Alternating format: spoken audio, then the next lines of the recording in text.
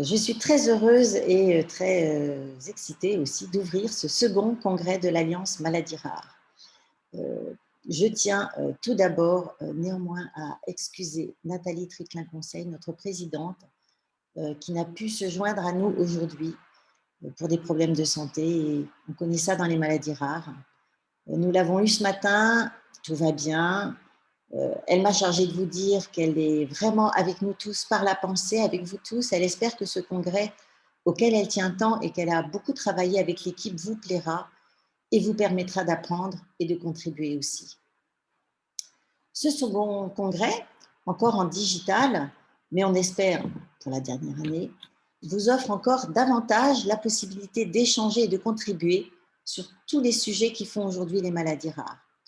Et cette envie me semble vraiment partagée puisque nous battons un record avec plus de 350 participants inscrits sur l'ensemble de la journée.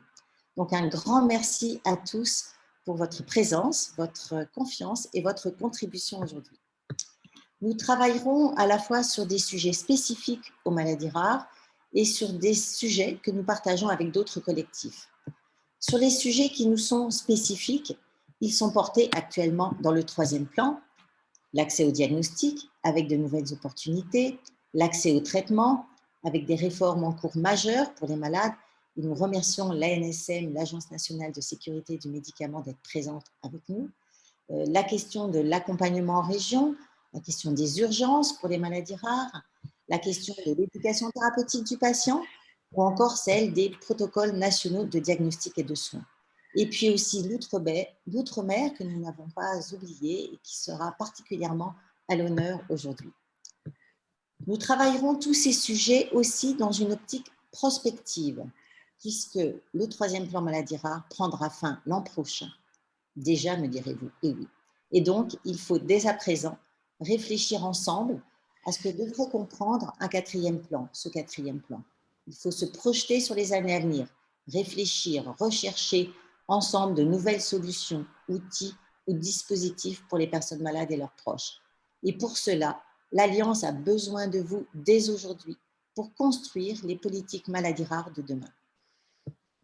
Nous travaillerons aussi aujourd'hui d'autres sujets avec d'autres collectifs comme France Asso Santé ou le nouveau collectif Handicap, car ces sujets sont non spécifiques aux maladies rares.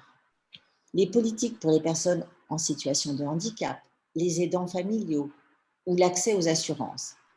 Cette ouverture vers un travail en commun était souhaitée et vous avez été d'ailleurs présenté lors de dans notre stratégie 2020-2025 l'an dernier. Elle se réalise aujourd'hui et nous en sommes très heureux. Ce congrès doit aussi permettre d'alimenter avec votre vécu le combat interassociatif qui dépasse les maladies rares.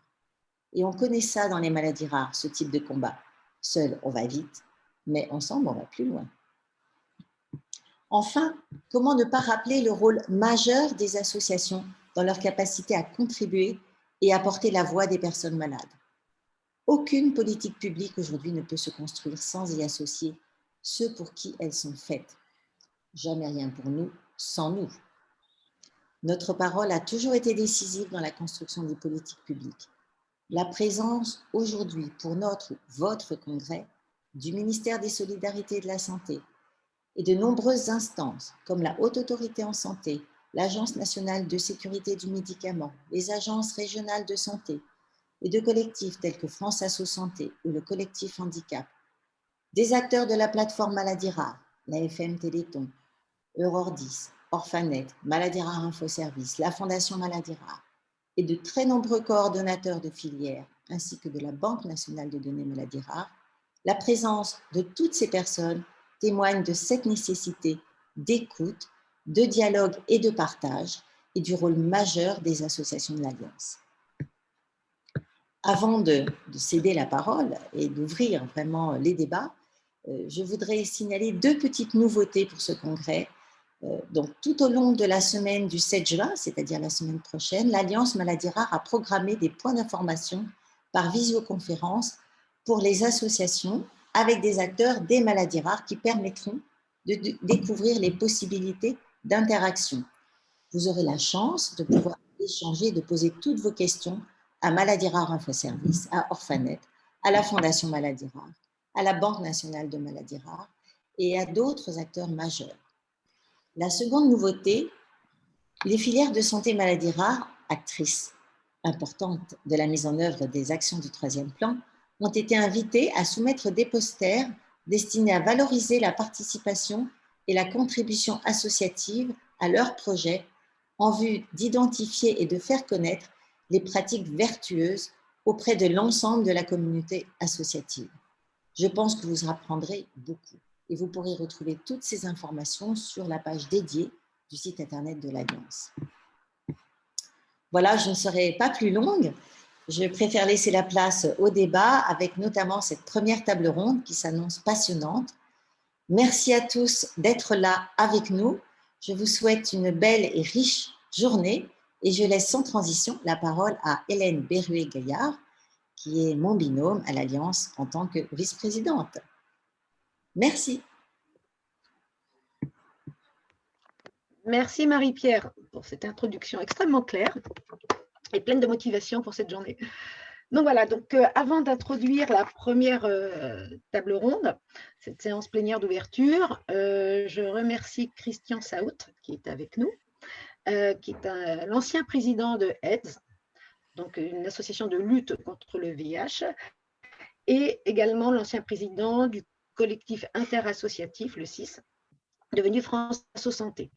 Alors, merci Christian d'être parmi nous, c'est important puisqu'on ne peut pas oublier, et ça sera le thème de cette première séance, l'impact important des associations de lutte contre le VIH sur la montée de la démocratie sanitaire.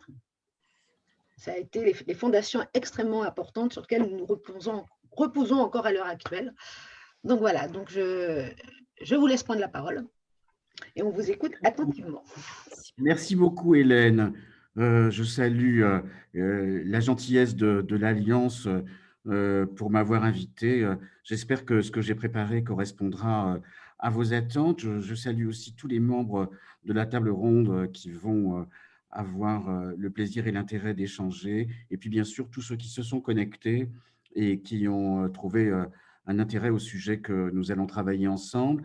L'Alliance m'a demandé de faire un petit travail de présentation des enjeux de la réorganisation, de l'organisation du système de santé à la lumière de la crise du Covid.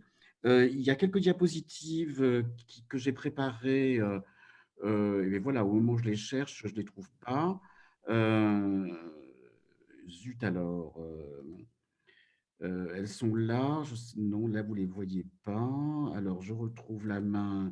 C'est toujours comme ça quand on ne connaît pas un outil. On est un peu désespéré. Tatati, je redescends à l'icône. Voilà, pardonnez-moi, j'ai un peu cafouillé. Et je pense que là, vous devez voir les diapositives.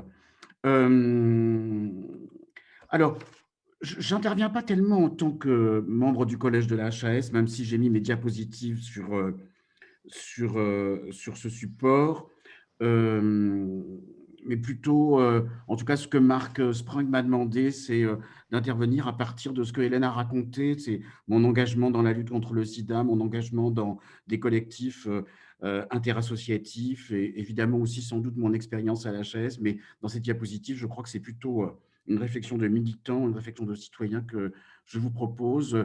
J'ai cinq points à évoquer avec vous.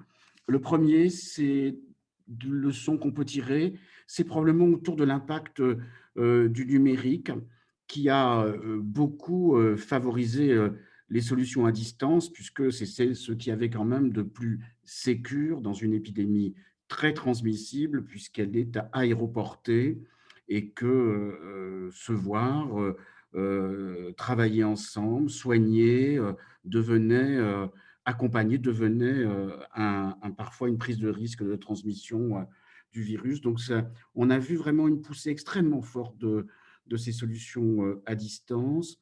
Je pense qu'elles vont persister dans la durée parce qu'on en a tous d'abord tiré des bénéfices en termes de projection d'un certain nombre de réponses sanitaires vers les personnes concernées et que donc on se rend compte que c'est quand même aussi un outil assez fabuleux d'égalité d'accès aux soins, d'égalité d'accès à l'accompagnement. Mais il me semble que ça pose des questions sur les manifestations de l'humain dans la santé. On a parlé et on parle toujours d'empathie. Qu'est-ce que c'est que l'empathie numérique? Comment ça se manifeste? On sait aussi qu'on perd un certain nombre d'éléments qu'on appelle parfois les éléments non verbaux dans la communication, et que ça nous empêche de ressentir parfois de manière très précise un certain nombre de choses. Donc, je pense que cette dimension de l'humain dans la santé dans la santé numérique va être un enjeu important. Et puis, le dernier enjeu important dans cette diapositive, c'est pour moi, semble-t-il, la continuité territoriale des accès Internet. On est fasciné sans doute de voir qu'on veut tous avoir la 5G, mais parfois on n'a même pas la 1G. Donc, pour un certain nombre de nos concitoyens, c'est encore extrêmement difficile d'accéder aux services de santé numérique, et la continuité territoriale de ce point de vue est un défi. Le rapport sur le numérique en santé de la HAS, le rapport 2019, mettait déjà ça en exergue. Je pense que le rapport du Défenseur des droits l'a également mis en avant. Enfin, il y a de nombreux rapports publics en France qui mettent en avant ce qu'on appelle parfois la fracture numérique, que moi j'appelle ici continuité territoriale des accès à Internet, mais c'est de la même chose dont nous parlons. Donc pour moi, il y a ce premier point qui est un point important, qui est l'impact du numérique et comment ça va persister dans le système de santé de l'après-crise, et comment est-ce qu'on va réussir à gommer peut-être pas ces deux défauts, mais à résoudre ces deux points d'interrogation que sont l'humain et la continuité territoriale. Le deuxième point, me semble-t-il, d'enseignement qu'on peut avoir, c'est celui autour de la santé publique. On voit qu'on a eu des difficultés de veille et de surveillance, malgré l'alerte de l'OMS. Il y a eu des temps de réaction qui auraient pu être écourtés. On voit qu'en surveillance épidémique, on n'est pas complètement au point. Et d'ailleurs, ça a donné lieu assez vite à une correction de tir avec l'Agence nationale de recherche sur le sida et les hépatites, qui devient aussi une agence nationale de recherche sur les pathologies émergentes. Donc, voilà, on voit bien qu'on a besoin de compléter notre appareil de veille et de surveillance. On a vu qu'on avait un problème d'anticipation des réponses, que ce soit avec les outils du masque ou d'autres outils, même si on a été extrêmement réactif, il faut bien le reconnaître, sur la création de vaccins avec les nouvelles techniques de l'ARN messager.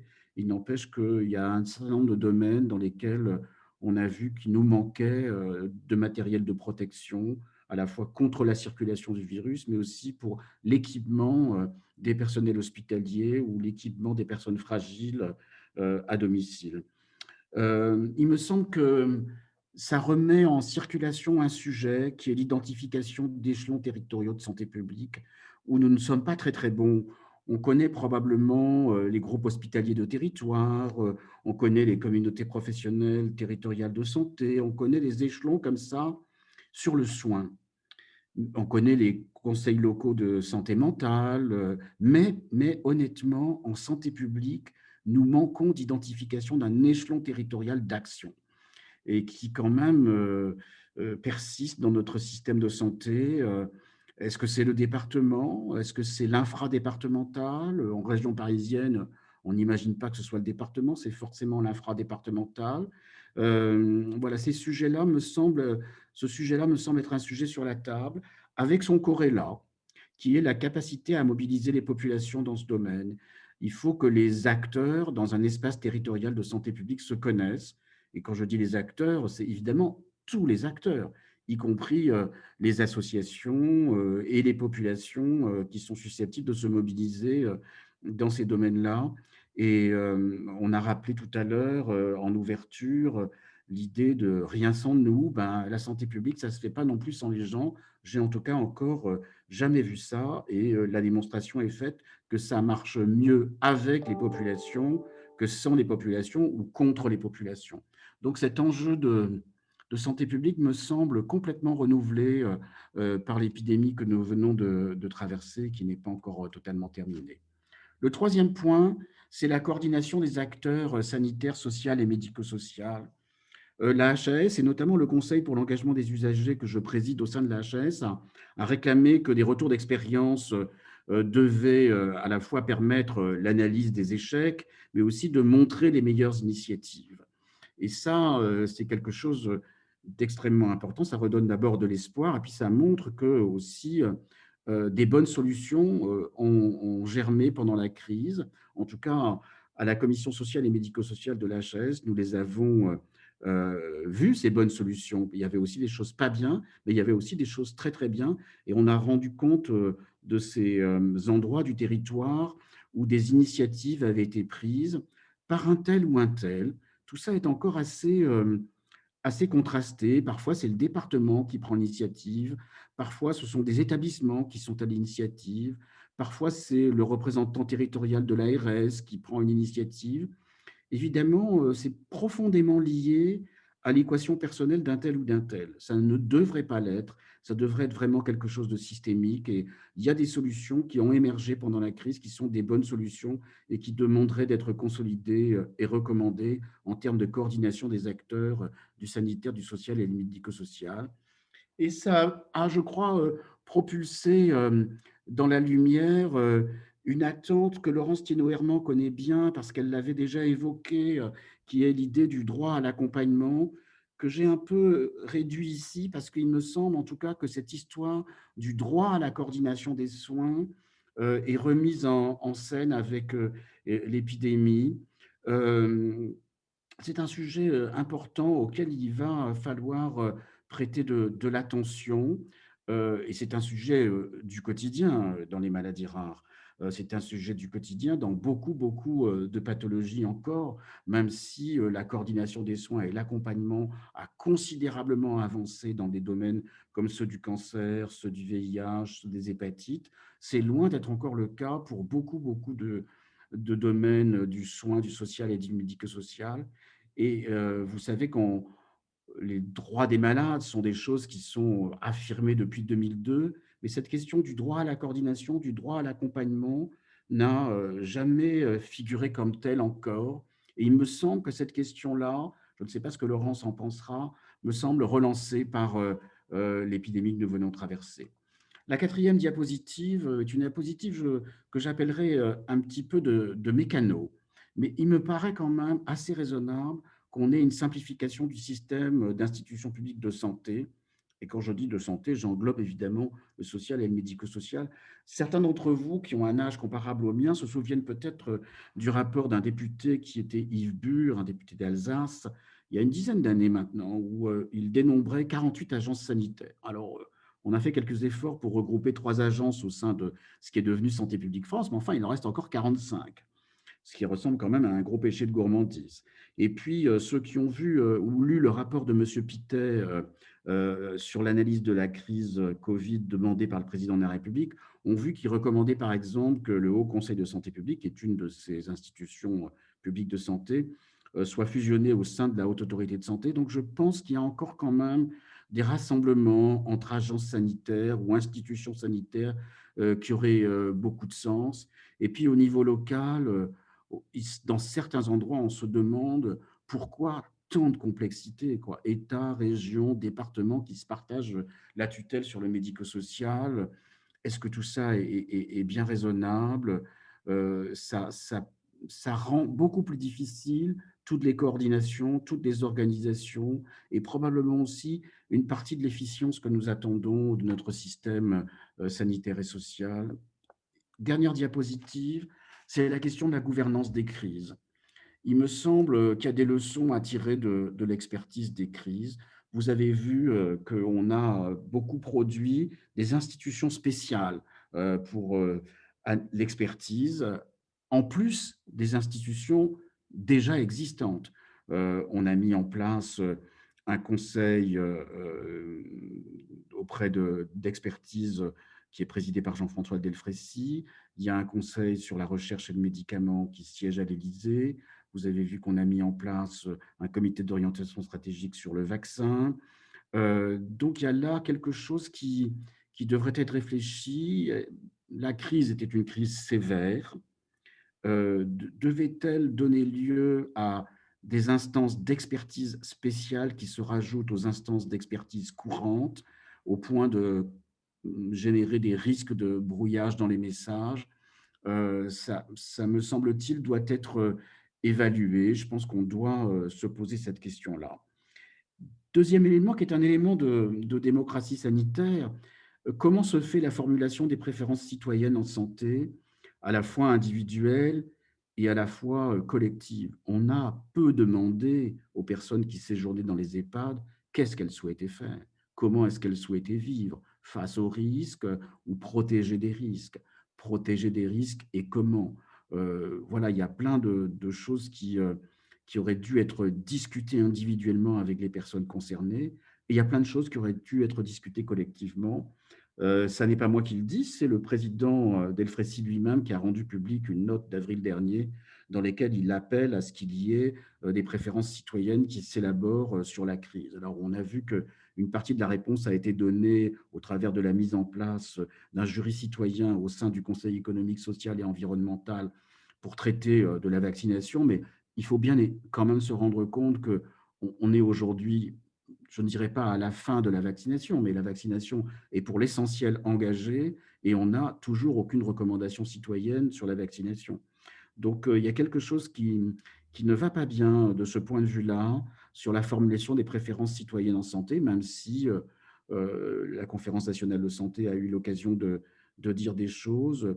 Il est curieux, il est étrange que les outils de l'électronique, les outils de l'Internet n'aient pas été utilisés à grande échelle pour élaborer ces préférences citoyennes.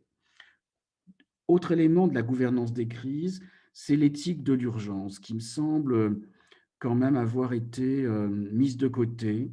On n'a pas beaucoup entendu le comité consultatif national d'éthique, même s'il a rendu quelques avis. Cette question de l'éthique de l'urgence est une question qui devrait être travaillée, je pense, au long cours et un sujet sur la table, un sujet à l'agenda du comité consultatif national d'éthique, bien sûr, mais aussi des mouvements que nous représentons autour de cette table ronde.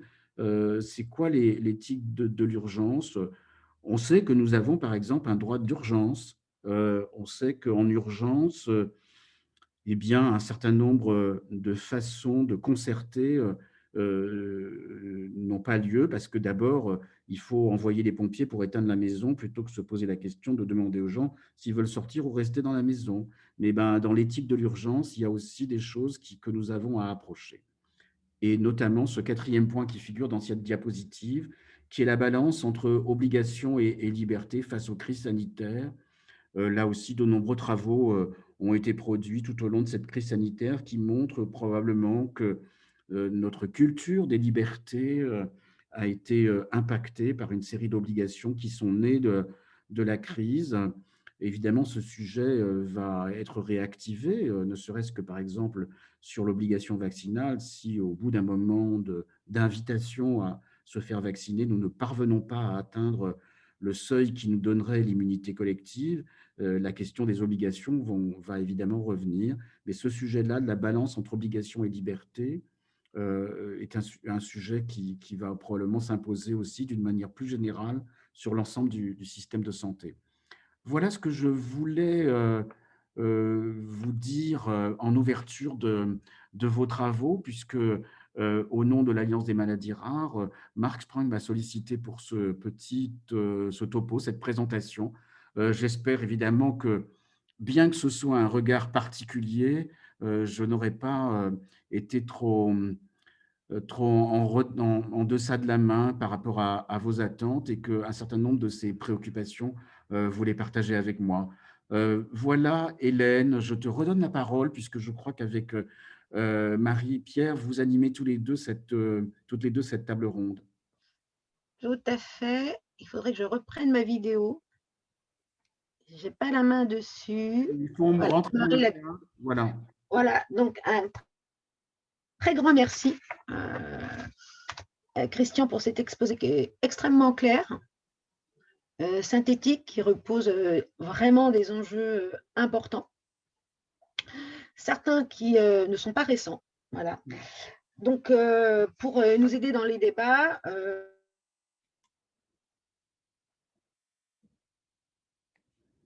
oui, la question du numérique, de l'espace, quelle était l'origine, enfin, quel était l'objectif finalement de la création des ARS, qui se sont dirigés après énormément sur les problématiques de gestion hospitalière, bien évidemment la coordination de soins, la simplification, qui est aussi un débat qui a eu lieu il y a plusieurs années déjà et qui continue à avoir lieu, la gestion de crise.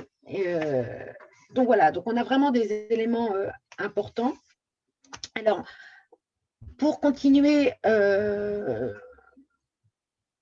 nous allons, alors, on va faire le thème là que nous allons aborder.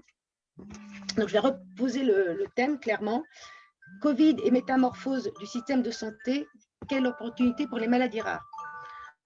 Donc, je vais demander à tous les participants, nous allons faire 3 sessions, et avec un exercice un peu compliqué pour chacun, puisque chacun aura 5 minutes de temps de parole.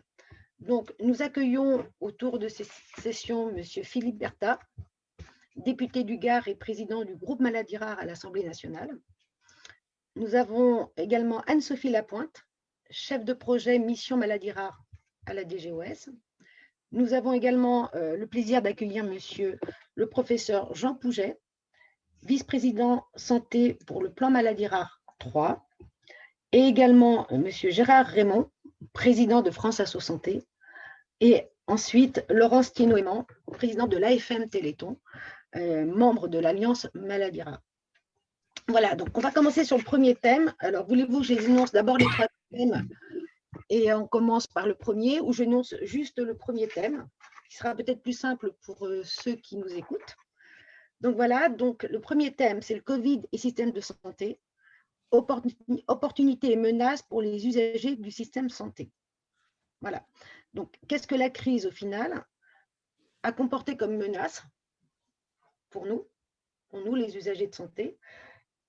Et par rapport à ces menaces et par rapport à ce qu'on appelle une gestion de crise, parce que c'est ce qui a été une gestion de crise, tout a été un peu compliqué au départ, quelles opportunités quelles leçons on va tenir de cette crise? Parce que d'une crise, on en tire aussi des leçons, et de ces leçons, quelles opportunités ça va nous apporter? Donc, dans quelle ordre vous voulez prendre la parole? Je vais peut-être vous laisser la parole, Laurence, pour commencer, si vous le voulez bien. Merci beaucoup, Hélène. Bonjour à toutes et à tous. Tout d'abord, je veux vraiment remercier l'Alliance Maladies Rares de l'organisation de ce congrès, de la thématique et des thématiques qui ont été retenues, parce que je pense que c'est important, comme vient de le dire Hélène, de toute crise, en faire une opportunité, en tirer des opportunités. Je pense que c'est le bon moment pour cela. Je veux remercier aussi, évidemment, Christian pour la qualité de son exposé qui, comme d'habitude, est très synthétique, très clair et pose vraiment bien les enjeux. Alors, par rapport aux questions que vous posiez, Hélène, et sans vouloir faire de la redite, bien évidemment, par rapport à ce qui a été si bien exposé par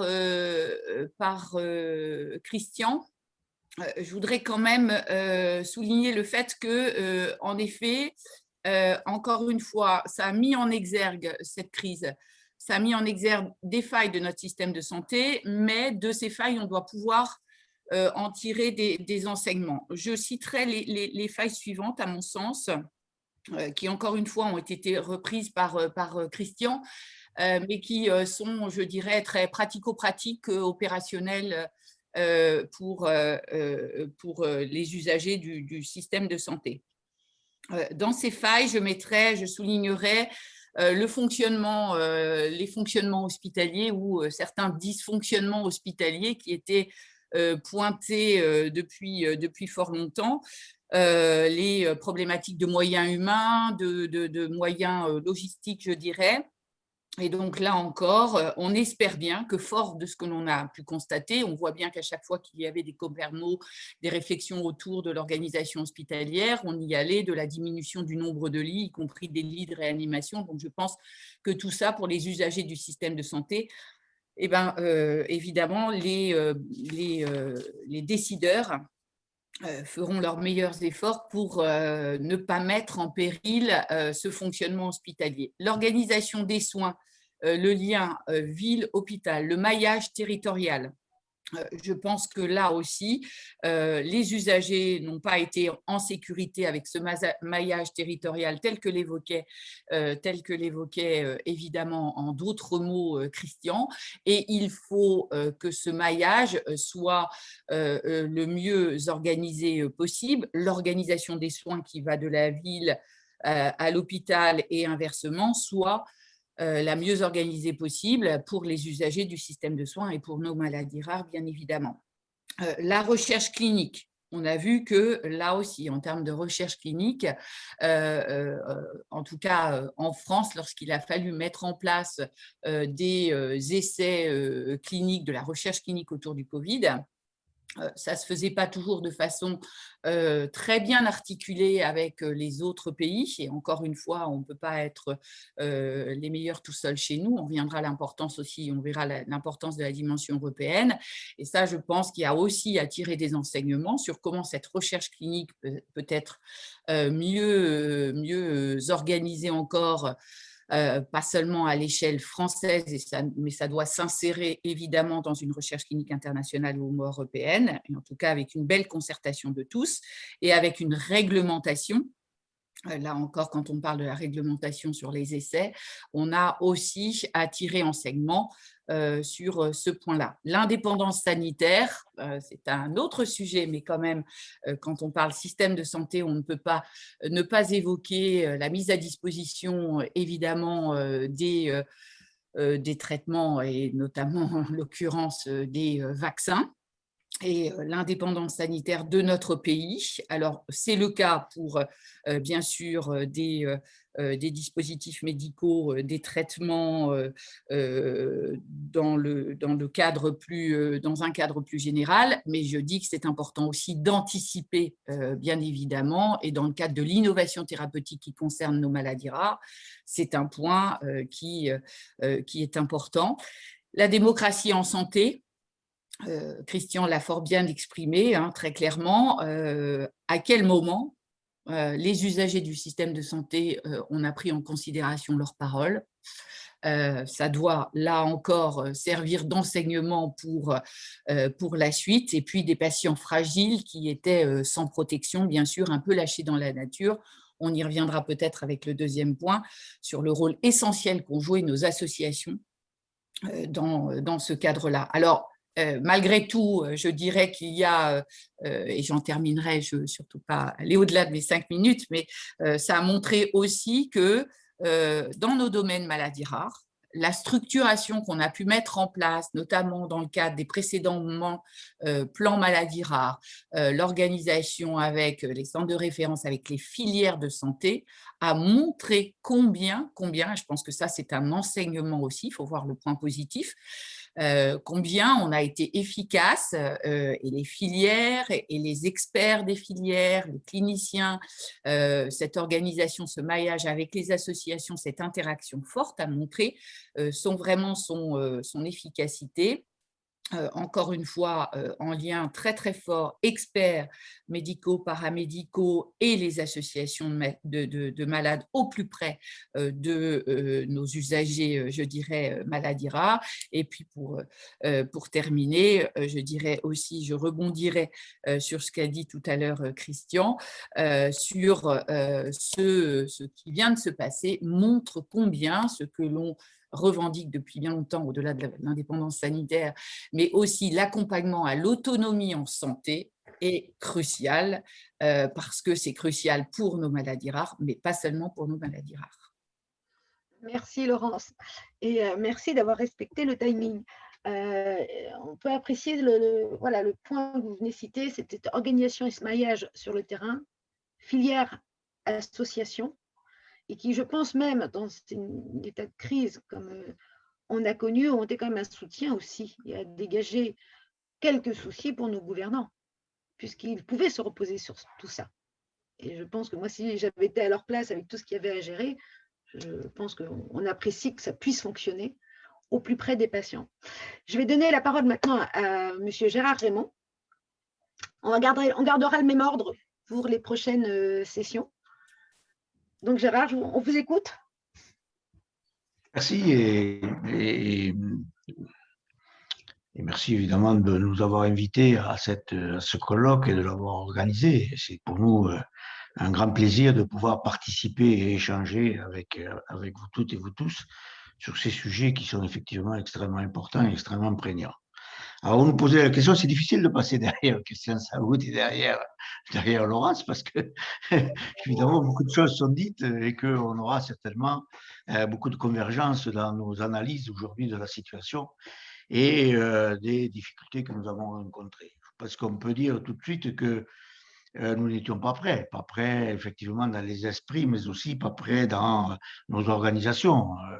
Nous étions dans nos cocons et en France, tout cela ne pouvait pas nous arriver. Et donc, forcément, nous n'avions pas eu cette vigilance et cette prévention de la gestion des risques et des épidémies. Et donc, on a vu effectivement l'ensemble des failles et des dysfonctionnements que notre système de santé, y compris au-delà du système de santé, nous avons pu constater. Et effectivement, cette crise-là a été un révélateur, mais aussi un accélérateur peut-être de solutions aujourd'hui sur lesquelles nous devons nous appuyer pour accélérer un petit peu notre démocratie en santé. C'est un point sur ce point-là que je voudrais insister, c'est ce qu'est devenu la démocratie en santé pendant cette période-là. Petite démocratie nouvelle, on ne va pas refaire de l'histoire, hein, et Christian est bien placé pour le savoir, effectivement. On sait très bien que lorsqu'il y a une crise quelconque, d'ailleurs, c'est toujours les plus fragiles qui sont les plus touchés en premier. Et la démocratie en santé a été la première à être touchée au moment de cette crise-là, le jour où le président de la République, avec des mots guerriers, nous a dit il faut se confiner. Nous sommes tous rentrés dans le confinement, nous sommes tous isolés et effectivement, les instances de démocratie sanitaire ont été fermées à double tour, que ce soit les conférences nationales de santé, que ce soit les conférences régionales de l'autonomie, que ce soit les CTS, que ce soit les commissions des usagers dans les établissements de soins, et on n'a absolument rien demandé aux citoyens, ça a été dit et redit, on nous a rien demandé, on a vite constitué des comités scientifiques, on a eu la controverse scientifique sur les chaînes de télé permanentes, ce qui n'a certainement pas été une bonne chose pour gagner la confiance de nos concitoyens, mais effectivement, on ne nous a rien demandé. Et on a vu la fragilité des organismes de la démocratie en santé aujourd'hui dans ce pays-là, c'est-à-dire la parole des citoyens et des usagers de la santé. Et ça, c'est quelque chose qui, effectivement, est certainement une menace pour nous, c'est de voir comment nous avons été ignorés au plus haut niveau de la prise de décision dans ce pays. C'est quelque chose sur lequel il nous faudra travailler, d'ailleurs, nous travaillons pour qu'il y ait des solutions et que nous retrouvions une véritable démocratie citoyenne et participative de l'ensemble de nos concitoyens. Et c'est pas, Christian l'a évoqué, c'est pas la création au moment où la vaccination est lancée d'un groupe citoyen ou d'un débat citoyen dans un CESE qui est en pleine reconversion, que effectivement nous faisons participer les citoyens à la stratégie de la vaccination, y compris de la gestion de cette crise-là. Certes, on a eu la création d'un comité de contrôle et de liaison où nous avons deux représentants, dont moi-même, pour émettre des avis. Je me demande parfois quelles sont les portées de tous ces avis-là aujourd'hui, peu importe, mais donc on voit bien que la parole citoyenne a été quand même relativement peu entendue, peu consultée, y compris d'ailleurs sur les grands médias. Et donc, c'est une question qui, pour nous, est une question importante, c'est le poids que nous pouvons jouer.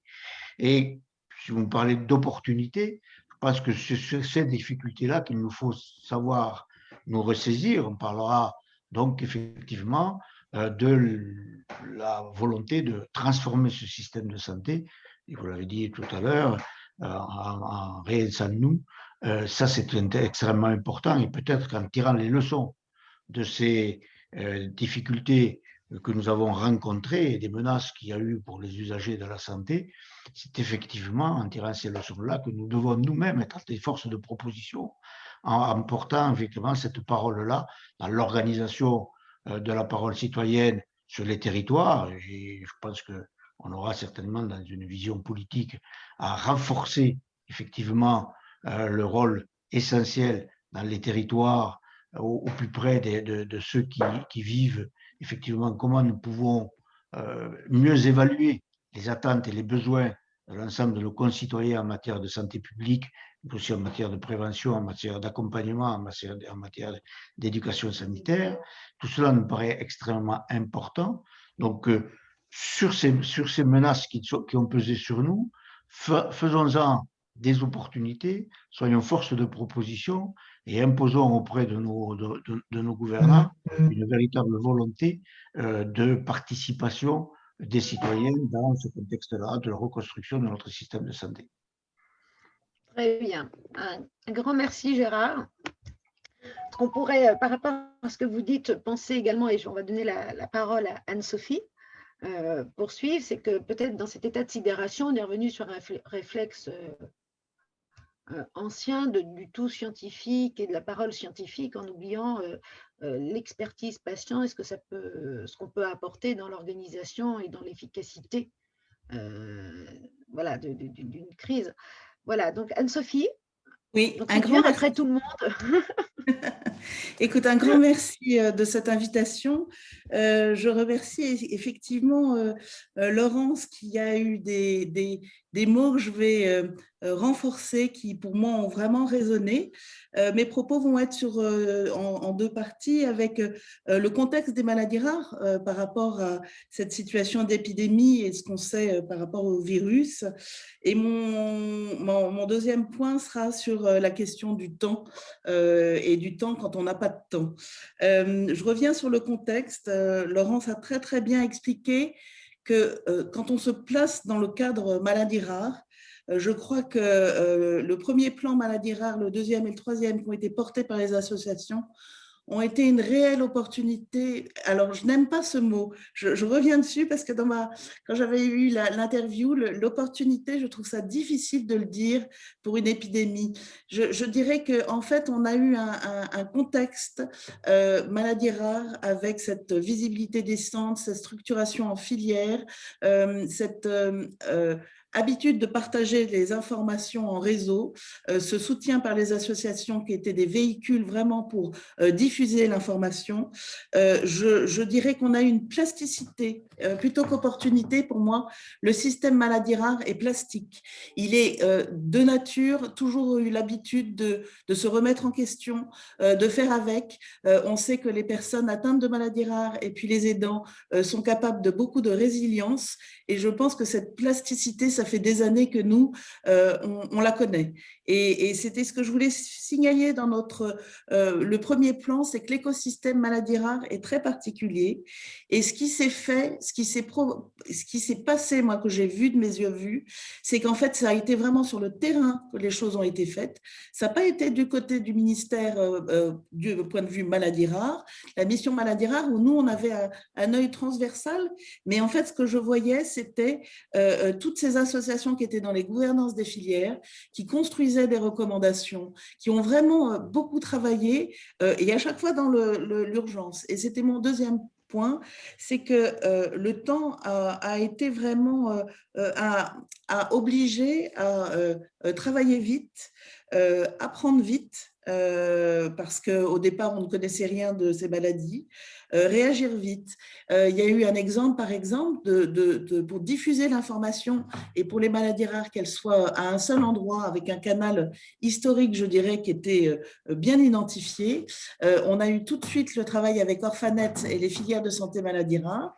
Et donc, il y avait Orphanews et en permanence, pour les 23 filières de santé maladies rares, il y avait une info Covid avec les recommandations des 23 filières mises en continuité sur ce qu'il fallait faire, les traitements à prendre, à ne pas prendre. Et ça fait partie aussi de cette plasticité que l'on a dans les maladies rares et qu'on a pu voir vraiment être accompagné sur le terrain en permanence. Ça. Et puis dans le temps, ce qu'il y a eu aussi de très important, je crois, c'était être capable de maintenir le lien.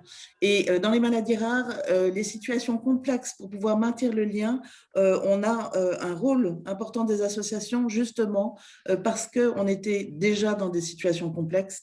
Et je dirais que la situation de la Covid-19 a fait qu'on avait déjà ce réseau qui pouvait ensuite faire redescendre les informations qui avaient été décidées en filière rapidement vers les personnes directement concernées pour la prise en charge, etc. Donc, je dirais que notre système mis en place par les plans et porté par les associations maladies rares a permis de garder une continuité des soins et qu'on n'ait pas de rupture. On a réinventé, c'est là où je dis qu'il y a une plasticité, on a réinventé quelque chose, mais parce qu'on avait déjà des atouts en nous par le sujet maladies rares. Et puis, je terminerai sur la question de l'équité. Christian Saout a très bien parlé de la démocratie sanitaire.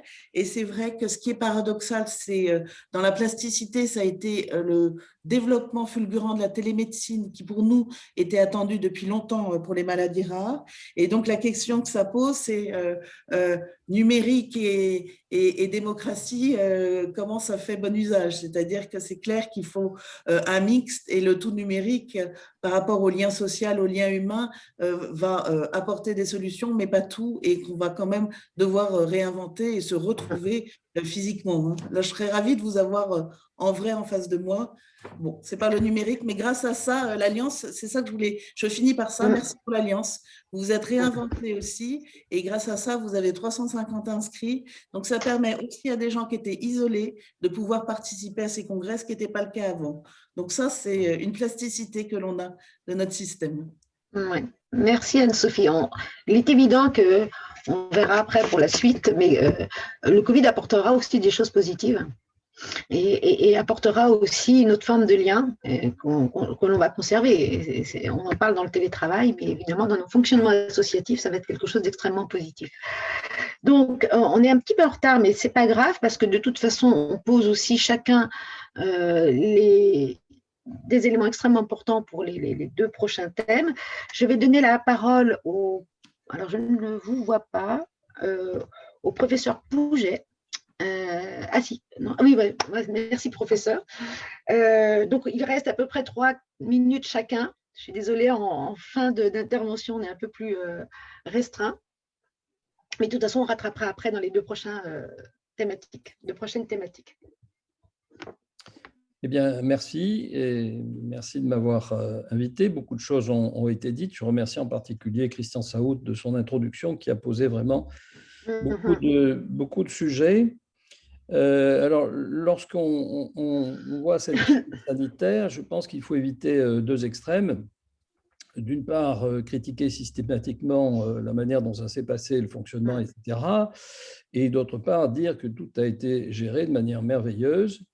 Je crois que c'est un cas d'école grandeur nature et donc il va falloir l'évaluer sérieusement. Des rapports sans doute, mais peut-être des études un petit peu plus fouillées, rentrant un peu plus dans le détail. Et donc, je pense qu'on commence cette phase d'évaluation. Il va falloir qu'elle soit prolongée et que l'on puisse s'appuyer sur des faits pour proposer des solutions, des alternatives, pour éviter évidemment que cela ne se reproduise dans le futur. Alors, on a parlé des structures, des instances, et je rejoins M. Saout sur le fait que si on a dû créer des instances spéciales, c'est que peut-être les instances en place n'étaient pas suffisantes et cela pose question concernant leur fonctionnement, leur utilité, etc. Donc, c'est un point important. Je parlerai avec ma sensibilité de soignant pour dire que notre hôpital public a été présent. J'ai été très fier du comportement de son personnel. Les quelques minutes d'applaudissements qui ont été publiques lors du premier confinement, il ne faut pas le vivre comme un événement médiatique, mais comme un encouragement formidable pour le personnel.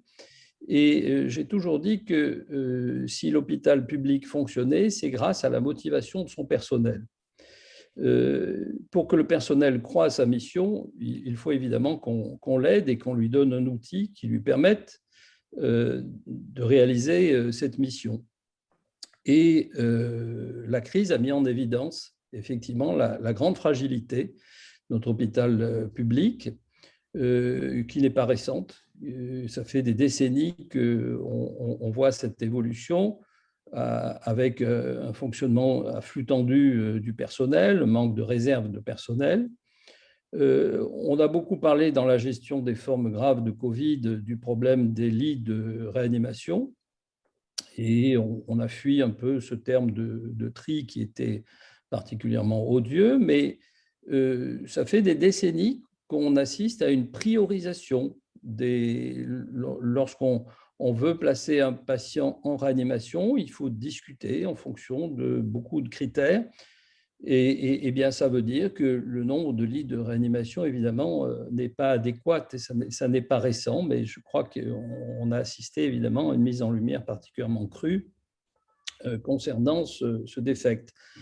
Donc, je crois que c'est des choses extrêmement importantes et on ne passera pas à côté d'une réforme du fonctionnement de notre hôpital public profonde. Je ne pense pas qu'il s'agisse uniquement de la gestion des carrières des professionnels de santé.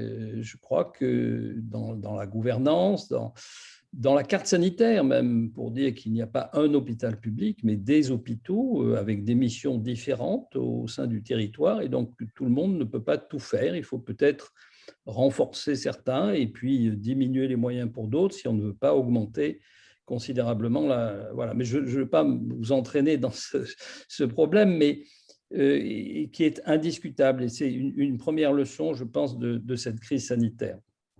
Alors, menace pour les usagers, eh bien oui, il y a eu un problème pour les usagers atteints de pathologies chroniques qui ont dû interrompre leur circuit de prise en charge, leur parcours de soins. Et là aussi, je pense qu'il faudra faire un constat avec les associations, avec les centres de référence, les filières de santé, pour montrer ce qui a manqué, ce qui a fait défaut, et comment on peut proposer des alternatives. Alors, les opportunités, bien sûr, il y a eu le développement des téléconsultations. Alors, il faudra faire là aussi la part des choses entre ce que peut apporter la téléconsultation en termes de bienfaits, évitant le déplacement à l'hôpital, évitant du temps perdu pour les patients, des frais de transport, etc. Et également ce que ne peut pas apporter la téléconsultation. On a parlé de l'empathie, du rapport humain. Il y a aussi un petit temps de la consultation qui est l'examen quand même du patient. Et je ne voudrais pas, c'est une tendance actuellement peut-être dans l'enseignement médical aussi, passer directement du symptôme aux hypothèses diagnostiques. Je pense que je m'excuse de ces considérations un petit peu professionnelles, mais le temps de l'examen clinique est important. Voilà, c'est les quelques points, vous avez vu avec ma sensibilité de soignant, sur lesquels je voulais insister. Voilà, merci. On ne vous entend pas. Ah, ça y est, voilà, j'ai pu le reprendre. Non, c'est très intéressant puisque on parle de téléconsultation et nous savons, nous, dans les maladies rares, que nous avons des problématiques d'errance de diagnostic. effectivement, si on reprend le début du parcours de soins d'un, entre guillemets, futur patient maladie rare, il est effectivement que cette phase clinique de consultation est très importante et qu'à un moment, la téléconsultation ne soit pas une problématique dans l'errance du diagnostic pour les patients atteints de maladies rares. Il y a beaucoup d'autres choses que vous avez dites, et notamment les problèmes de lit que nous rencontrons parfois, nous, dans nos centres de référence et de compétences, où les temps d'attente pour la prise en charge sont aussi parfois un peu longs, et qui est aussi une perte de chance. Quand on a enfin la chance d'être orienté dans un centre de référence et compétences, ces centres peuvent être aussi à saturation. Donc, je pense qu'il y a la réam et l'organisation générale de l'hôpital va être un sujet, je pense, assez crucial dans les années à venir. Je vais donc donner la parole en finale pour ce premier tour de table à M. Bertha, que je vois, ça y est. Donc, on vous laisse conclure ce premier tour de table, M. Bertha. Oui, enfin, moi, mais c'est très gentil. Merci d'abord à l'Alliance d'avoir pensé à moi pour rejoindre ce matin. C'est toujours un très grand plaisir. Et vous me savez, totalement engagé à vos côtés depuis bientôt 4 ans. Le temps passe décidément bien vite. Non, je ne voudrais certainement pas rentrer. J'essaye toujours de parler de ce que je connais un petit peu et d'éviter les écueils de ce que je ne connais pas. Moi, je ne veux pas parler du système de santé. Je ne suis pas médecin, je ne suis pas habilité. Je ne rentrerai pas dans des commentaires sur sa structuration, son organisation et ses faiblesses. Et d'un autre côté aussi, ce que je voudrais dire, moi, donc, qui va être afférent uniquement à ce que j'appelle la filière médicaments, qui a montré ses faiblesses, si besoin était, dans le cadre de cette pandémie. Je vais, bien sûr, ça ne va engager strictement que moi. Je ne parle à titre certainement pas finalement au titre réellement politique, mais réellement en termes de citoyen. Je pense que c'est une belle occasion. Je ne sais pas si elle sera saisie, on le verra vite, par exemple début juillet, dans le cadre du Conseil stratégique des industries de santé, de se poser des questions sur l'état des lieux de notre filière du médicament dans ce pays. Il y a des indicateurs, les indicateurs ne trompent pas, peuvent être discutés, mais enfin bon, on était 3e puissance dans le domaine du médicament il n'y a pas si longtemps que ça, il y a une dizaine, quinzaine d'années. Aujourd'hui, on nous situe plutôt à la 8e position. Et quand on sait que finalement, cette filière santé, c'est de très loin le premier secteur économique. Moi, je vais parler un peu aussi d'économie de notre pays, hein, c'est 13%, ce qu'on a l'habitude de dire, 12-13% du PIB. On peut quand même se poser des questions. Et je crois que c'est vraiment le moment de le faire. C'est le moment d'être force de proposition et c'est le moment d'un petit peu renverser la table. Moi, je suis toujours un peu dans les extrêmes, probablement dans mes expressions. Je vais juste parcourir cette filière en quelques mots. Bon, je suis, moi, scientifique de formation, ancien directeur de recherche à l'INSERM, donc je vois ça déjà sur la partie recherche fondamentale. Prenons l'amont. On n'y est plus vraiment. On reste bon, mais on n'a pas vraiment les moyens nécessaires. On a effectivement progressé avec la ministre Frédérique Vidal, avec une loi de programmation pluriannuelle sur 10 ans au niveau de la recherche, mais nous savons déjà que les moyens alloués ne seront pas suffisants pour le secteur santé. Et qu'il va falloir, parce que ce secteur santé est de plus en plus exigeant dans ses besoins. Tant mieux, hein, ça veut dire que les techniques évoluent, c'est-à-dire qu'on travaille aujourd'hui sur des plateformes, je dirais, dignes des grandes manips de physique de l'époque et qu'il faut donc réévaluer les besoins de cette filière. Il faut non seulement réévaluer les besoins de cette organisation de la recherche amont, en termes de moyens, mais en termes d'organisation. Je ne sais pas si vous mesurez quand même qu'on est dans un pays où lorsque je prononce le nom virus, je ne sais plus citer le nombre d'établissements publics qui sont censés faire de la recherche ou qui font de la recherche dans le domaine de la virologie. Ce sont les universités, bien sûr, ce sont les hôpitaux et les services d'infectiologie, c'est le CNRS, c'est l'INSERM, c'est l'IRD, c'est l'INRAE, c'est la DSV du CEA, c'est l'Institut Pasteur de Lille, c'est l'Institut Pasteur de Paris. Enfin, c'est hallucinant. Et aujourd'hui, on n'a pas de point de convergence réel, même si on peut en discuter, pour le savoir le qui fait quoi en recherche santé dans ce pays. Donc je pense que ça s'est d'ailleurs avéré un des éléments forts de début de pandémie, parce que pour comprendre qui faisait quoi, repérer qu'un tel au fin fond du CNRS à Marseille, je pense à Bruno Canard, était très avancé à une époque, repérer. On a perdu un temps fantastique. Donc plus de moyens, plus d'organisation pour la recherche amont, ça me paraît un des signaux forts issus de ces pandémies. La recherche clinique, Présidente Thienot l'a clairement dit, on n'y est pas non plus, on n'y est plus non plus, on n'a pas vraiment de moyens. Où sont effectivement les attachés de recherche clinique? Où sont vraiment ces moyens qui nous permettent effectivement d'aller vite dans cette recherche clinique? Il faut donner des moyens de recherche clinique. Je crois que tout le monde est en convaincu. Il faut certainement, moi, c'est une des propositions que j'ai faites, je ne le cache pas, d'aller vers une vraie agence unique de moyens sur toute la filière médicaments au niveau de la recherche, qu'elle soit académique ou publique, avec une vraie résonance, là encore, un vrai continuum du qui fait quoi. Ensuite, je peux continuer à décliner comment on passe de la découverte dans ce pays à l'application. Là aussi, on connaît les points faibles. On a multiplié les structures de valorisation.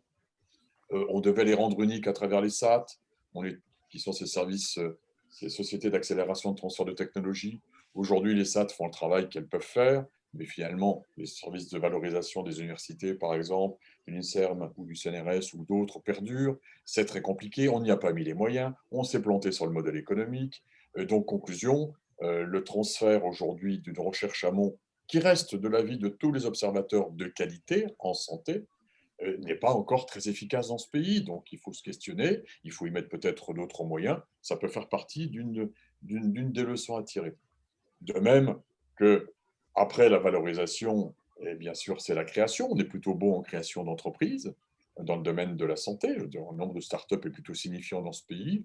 Est-ce qu'on a aujourd'hui vraiment un grand fonds, des vrais moyens d'accompagnement, de développement de ces entreprises? Je ne vais pas dire ça devant l'AFM, je me ridiculiserais, mais enfin, je vais le dire quand même. La réponse est non.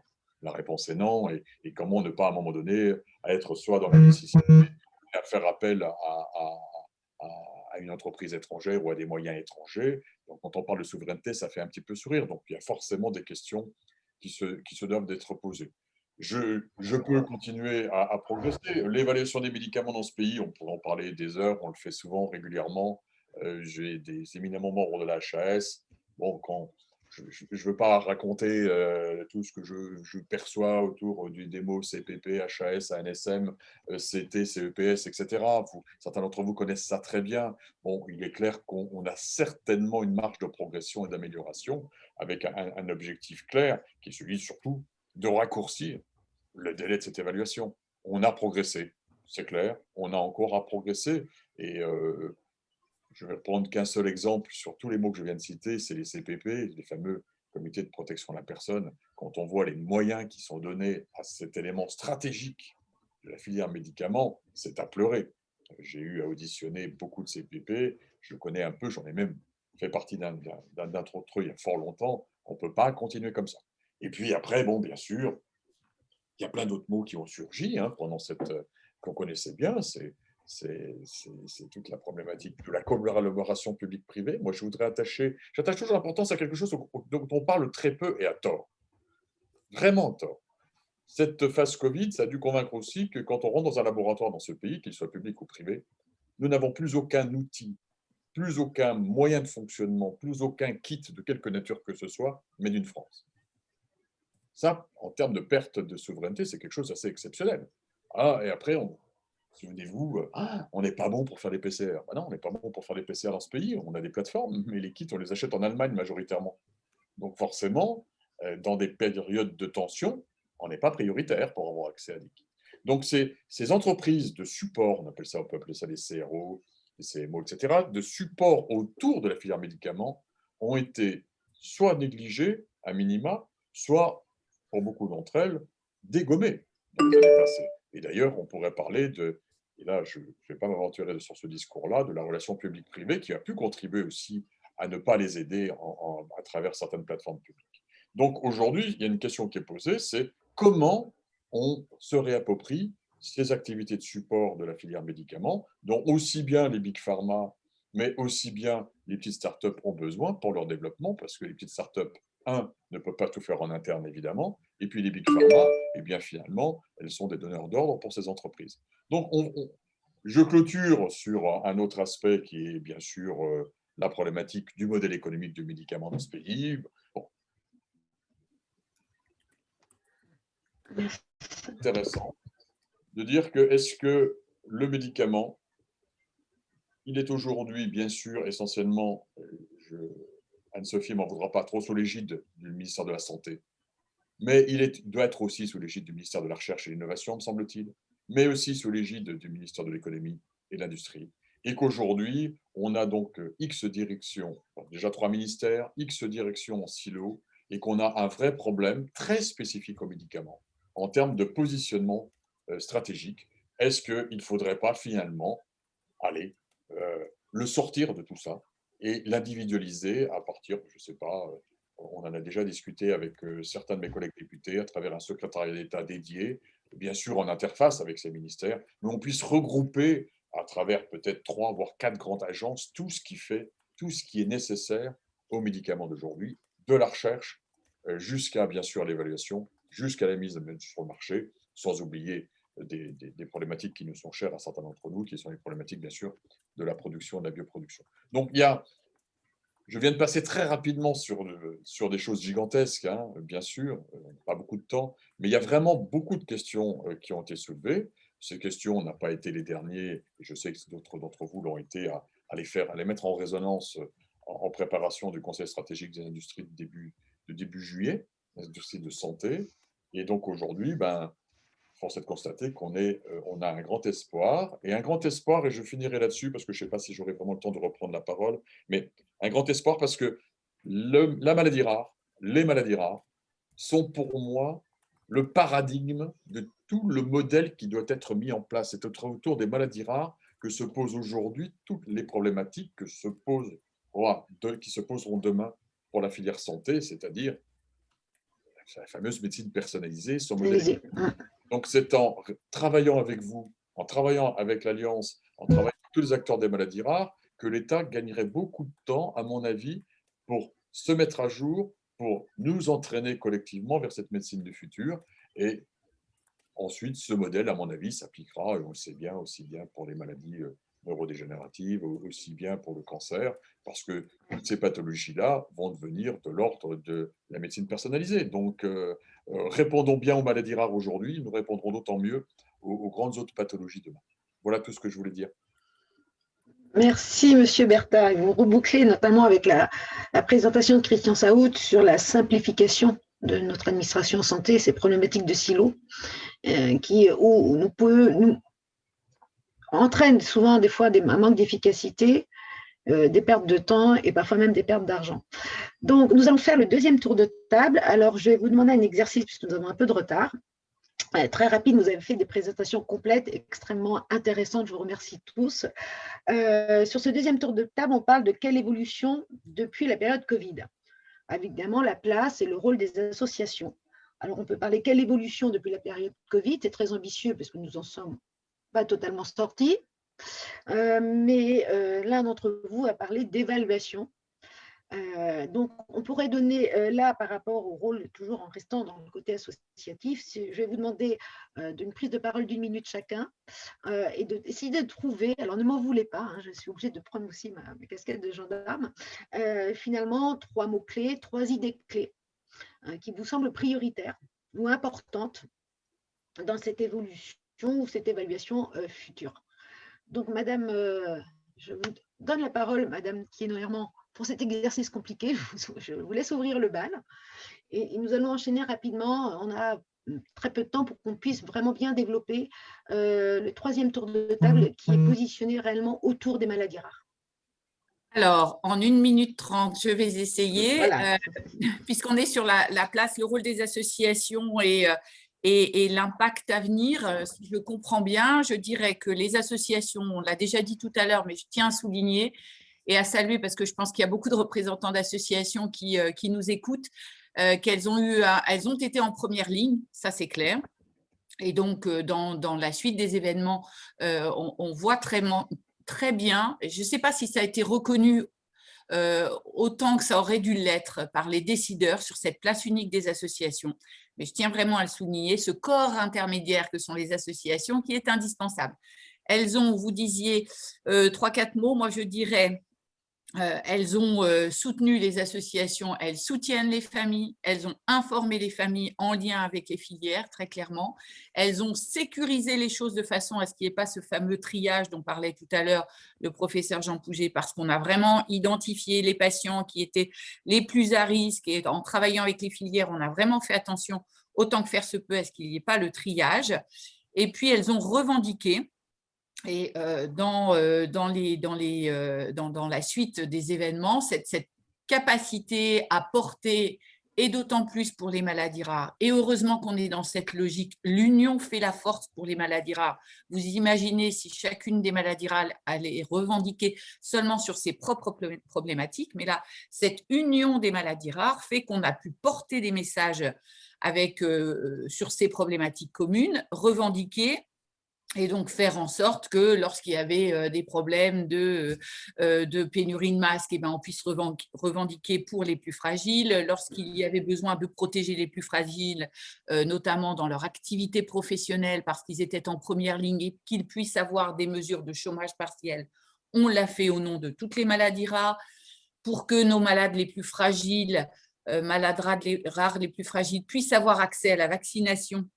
Eh ben, on a pu obtenir qu'ils aient accès à la vaccination, et si on regarde à l'échelle européenne, je pense que c'est la France qui a pu obtenir ces mesures spécifiques pour nos malades rares, parce qu'on était bien organisés et en première ligne, et donc on espère que dans les futures décisions publiques, ce rôle stratégique qu'on a pu jouer sera reconnu. Merci Laurence. À préciser aussi que si on parle tous d'une seule et même voix, c'est aussi grâce à votre soutien depuis 20 ans, et qui nous a permis de nous structurer, de nous unir, d'échanger. Et cette même voix-là, voilà, elle se fait aussi grâce à votre soutien. Monsieur Gérard Raymond, vous avez également 3 mots-clés, 3 idées clés à nous apporter. On a un trousseau de clés, oui. C'est vrai que si la première partie, nous avons considéré que la démocratie en santé et les institutions avaient été balayées, nous ne sommes pas restés inactifs, et la présidente Laurence Tignon l'a très bien dit. Et nous nous sommes recentrés sur ce que nous sommes légitimes sur nos actions, c'est-à-dire la défense, la protection, l'aide à tous les usagers de la santé. Très rapidement, au début du confinement, nous avons pris des contacts quasiment quotidiens avec le ministère de la Santé, le cabinet du ministère de la Santé et des Affaires sociales, et y compris avec la direction de la Caisse nationale d'assurance maladie, et en nous appuyant sur le débat interne avec l'ensemble des associations membres de France Asso Santé, nous avons construit effectivement toute la protection sociale qui a été la nôtre. Nous avons fait des propositions, nous avons été toujours associés aux décisions qui ont été prises dans ce cadre-là, et je tiens à dire quand même, et vous l'avez dit, sur la hiérarchisation des protections des personnes fragiles, sur la possibilité, on est quand même le seul pays au monde à avoir mis cette mesure en place, la possibilité de pouvoir s'arrêter de travailler en téléchargeant son arrêt de travail sur Amélie sans aller voir le médecin, c'est quand même remarquable. Cette mesure-là, et bien d'autres mesures qui nous ont permis effectivement de jouer notre rôle de protection, d'aide et d'accompagnement des personnes les plus fragiles. Je crois qu'il faut le reconnaître. Alors, ça a été fait sans tambour ni trompette, sans médias, sans rien, mais cette action-là, au fond, des associations et notre rôle collectif a été un rôle essentiel. D'ailleurs, la preuve, c'est qu'aujourd'hui, il continue, même si nous avons là aussi beaucoup à dire sur la stratégie vaccinale, etc. Mais nous continuons à peser de tout notre poids sur la stratégie vaccinale, sur l'organisation de cette stratégie. Donc, ce rôle-là est important. Et je pense qu'effectivement, dans ce qui sera demain, nous l'espérons, une vraie démocratie en santé, nous serons reconnus pour cette action-là. Et effectivement, vous le disiez, c'est aussi comment nous allons évaluer les politiques de santé, les organisations de soins. Eh bien, qui peut mieux que nous évaluer ces politiques de santé et ces organisations de soins? Et donc là aussi, je pense qu'il faut que nous menions ensemble les associations de patients, mais d'usagers de la santé d'une façon globale, comment nous pouvons nous doter d'outils, nous organiser pour pouvoir être véritablement ces évaluateurs. le député parlait d'évaluation en vie réelle. Ben, l'évaluation en vie réelle, ce n'est pas les industriels qui doivent la faire du médicament, ce sont les associations de patients. Et là, d'ailleurs, la sécurité de santé le réclame à haut cri. Donc, à nous de nous organiser pour jouer ce rôle d'évaluateur et de force de proposition. C'est extrêmement important. Mais le rôle que nous avons joué dans les mesures sociales et sanitaires au cours de cette crise-là a bien montré l'utilité essentielle des organisations collectives que nous avons l'honneur d'animer aujourd'hui. Merci.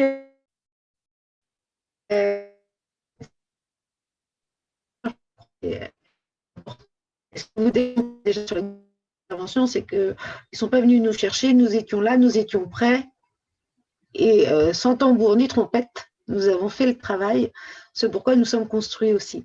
Alors, Anne-Sophie, même exercice, donc plus vos collègues parlent longtemps, plus les mots vont se réduire pour pouvoir attaquer le troisième tour.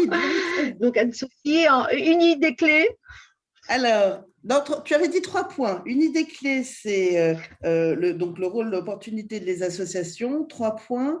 Vecteur d'information, c'était une évidence pendant la crise et c'est vraiment le rôle de l'association et des associations en amont, en aval. Donc, un hub, un nœud clé, vecteur d'information. Le deuxième point, c'est accompagner. Je crois que derrière protection, défense, aide, j'entends accompagnement et soutien, ce qui est le rôle clé aussi dans le mouvement associatif. On s'accompagne les uns les autres. Et troisième point, source d'information. Quand j'entends parler d'évaluation, il y a eu des enquêtes déjà de l'Alliance Maladies Rares et de Rordis, c'est-à-dire que les patients, les associations sont les vecteurs et apportent l'information. Donc, comment faire ces prompts, ces patientreporter.com sur les situations de crise, comme on a pu voir. Donc, avoir ces données clés qui viennent du terrain, c'est mon troisième point. Voilà. Voilà. Merci Anne-Sophie. Effectivement, au niveau de l'Alliance Maladies Rares, nous avons beaucoup travaillé et avec une enquête Covid extrêmement importante pour récupérer et en temps réel et pendant la période le maximum d'informations sur ce que vivaient les patients, quel était leur accès aux soins. On savait qu'il y a eu des ruptures, toute maladie, on ne fait pas de clientélisme dans cet accès, surtout sur le premier confinement où il y avait une panique générale, des soignants qui n'étaient pas protégés, des patients qui avaient peur. Donc voilà, et ces enquêtes que nous avons pu mener et le rôle aussi des associations dans les filières sont extrêmement importantes puisque nous pouvons remonter et au sein de l'Alliance et au sein des filières des informations très indirectes. Monsieur Pouget, même exercice. Merci. Je vous donne la parole.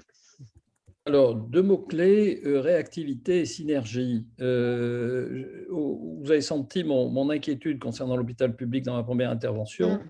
Je serai extrêmement positif, par contre, sur ce qui a été mis en place au travers des différents plans nationaux de maladies rares, entre la création des centres de référence, la création des filières de santé maladies rares et la présence constante des associations concernant le fonctionnement. Et donc, j'étais extrêmement surpris et satisfait de la réactivité de la mise en place des remontées d'informations de terrain fournies par les associations, des recommandations fournies par les filières de santé concernant les précautions à prendre, la prise en charge des patients infectés par la Covid, des priorisations concernant les vaccinations, des informations données. Et donc, je crois que la synergie entre les filières, les centres de référence et les associations ont extrêmement bien fonctionné. C'est mon expérience.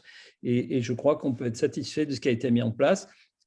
Il ne faut pas s'en étonner, puisque quand des structures ont près de leur berceau les associations de patients, eh bien, il ne faut pas s'étonner qu'ensuite tout ceci fonctionne de manière harmonieuse. C'est capital.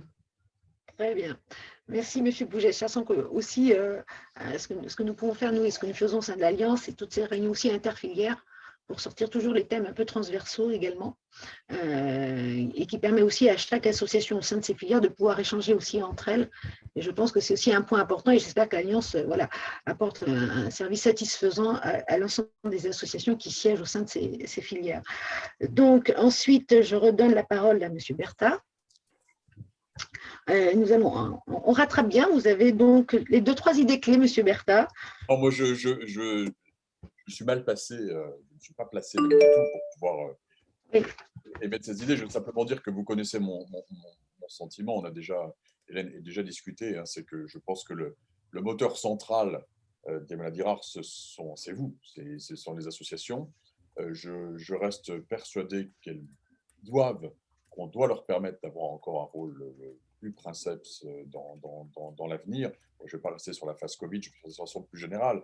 J'ai parlé effectivement d'une réévaluation, d'une réorganisation peut-être globale de notre filière santé. Et donc, dans cette réévaluation, je vois totalement indispensable, même si, bien sûr, on en avait discuté, vous avez déjà un certain niveau de représentation dans les structures décisionnelles. À mon avis, représentant 3 millions de patients, cette représentation est totalement insatisfaisante et insuffisante parce qu'effectivement, ça a été dit, je le redis, c'est vous le terrain, c'est vous qui vivez les situations, c'est vous qui vivez les problèmes, c'est vous qui voyez les solutions et personne d'autre. Donc, il faut là encore qu'on revisite toutes ces structures qui nous sont proposées tout à fait en insatisfaction, mais en plus, en augmentant votre représentation et votre pouvoir décisionnel. C'est tout ce que j'ai envie de dire. Merci.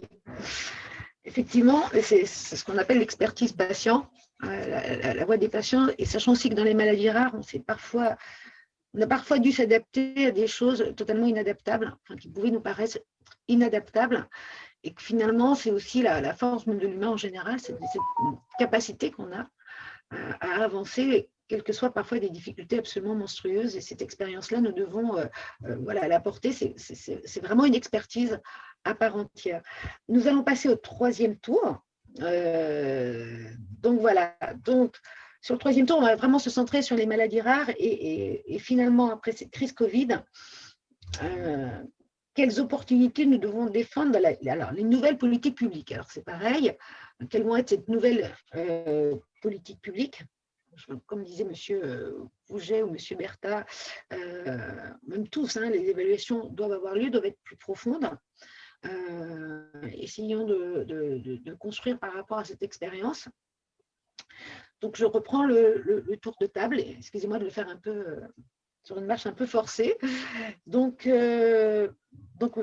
Laurence, je vous redonne la parole. Et on a finalement. Comment? Et on a cette fois combien 2 minutes? Non, parce que du coup, je peux maintenant un peu déborder parce que vous avez été extrêmement efficace. Vous êtes passionnant et efficace. Donc là, on a quand même un peu plus de temps. On va pouvoir déborder un petit peu. Donc, on va prendre au moins 2 minutes chacun pour pouvoir, parce qu'on amène aussi la conclusion à cette première table ronde. Merci Hélène. Alors, je vais essayer de pas du tout déborder sur les 2 minutes. Je pense d'ailleurs que beaucoup de choses ont déjà été dites, y compris dans la première table ronde autour des enseignements peut-être à tirer et comment ça peut en effet influer sur les politiques publiques. Beaucoup de choses ont aussi été dites dans ce que je dirais par Philippe Bertha tout à l'heure. Si on reprend de l'amont vers l'aval, je ne vais pas être exhaustive, mais la première chose que je soulignerais, ça rejoint un des points de Philippe. La première chose, c'est que je pense que le monde entier, et si je fais le parallèle avec nos maladies rares, je pense que le monde entier s'est rendu compte de ce que ça pouvait être de faire face à une maladie incurable, contre laquelle il n'y avait rien du tout, il n'y avait pas de traitement. Et ça, je pense que nous, maladies rares, on le sait bien, et que là, maintenant, tout le monde le sait, tout le monde en a conscience. Et ça, c'est aussi un point important. On a remis la santé au cœur de la problématique, des problématiques publiques, y compris, hein, parfois on s'en était un peu écarté, on en a beaucoup parlé, on a remis la santé au cœur de la problématique publique, la santé étant le centre, mais il y a évidemment en amont la recherche, comme l'a dit Philippe, et puis il y a l'accompagnement à l'autonomie en santé si on va jusqu'à l'aval. Donc, tout le monde sait ce que c'est maintenant. Tout le monde a pris conscience, nos politiques, le grand public, quand on fait face à une maladie incurable, c'est terrible. Donc, c'est terrible, ça veut dire que la recherche doit avoir toute sa place dans, évidemment, l'économie de notre pays, dans les priorités. Il faut qu'on ait un État stratège qui dise que la recherche, c'est crucial, c'est important. Sans recherche, il n'y a pas de santé, hein, très clairement.